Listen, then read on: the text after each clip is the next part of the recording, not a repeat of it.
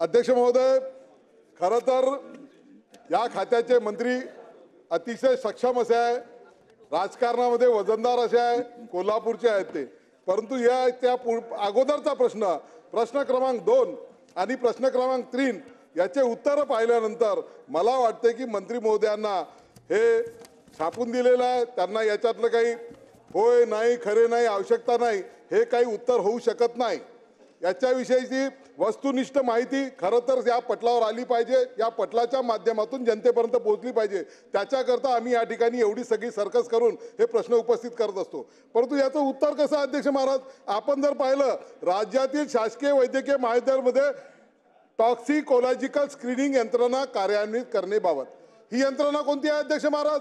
ही यंत्रणा ती आहे ज्याच्यामध्ये विष प्राशन केल्यानंतर वैद्यकीय प्रश्नच घेतोय ना अध्यक्ष महाराज. आता आम्हाला तर बोलू द्या, अपक्षांच्या बाबतीत असं काय करता? रोहित दादाला बोलू दिलं नाही. खरं तर रोहित दादाला बोलू द्यायला पाहिजे, ते पेट्या पाठवतात सगळ्यांकडे, आंब्याच्या पेट्या, त्यांनाही बोलू दिला नाही. आता मी अपक्ष आहे, मला तर बोलू द्या. 12 तारखेला पुन्हा बोलावंच लागणार आहे मला.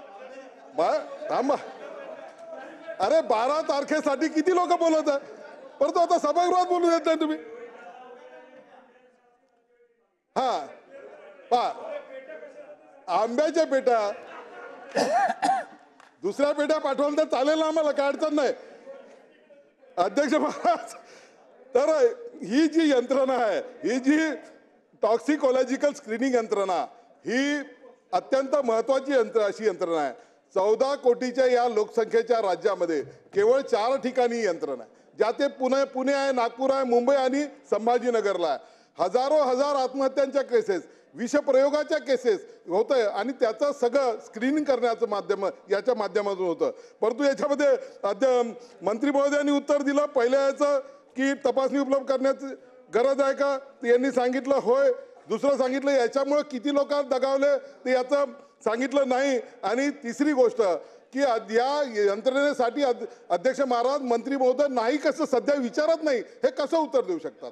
कारण की हे सगळ्या चंद्रपूरसह सर्व मेडिकल कॉलेजमध्ये ही यंत्रणा उभारली गेली पाहिजे. ही शासन उभारणार आहे का आणि याची आवश्यकता किती आहे ते सांगणार, ही मी आपल्या माध्यमातून विनंती करतोय.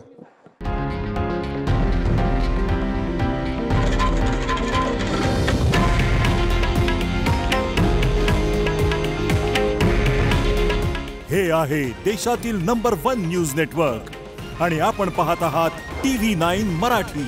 काळजी तुमची, हित महाराष्ट्राचं.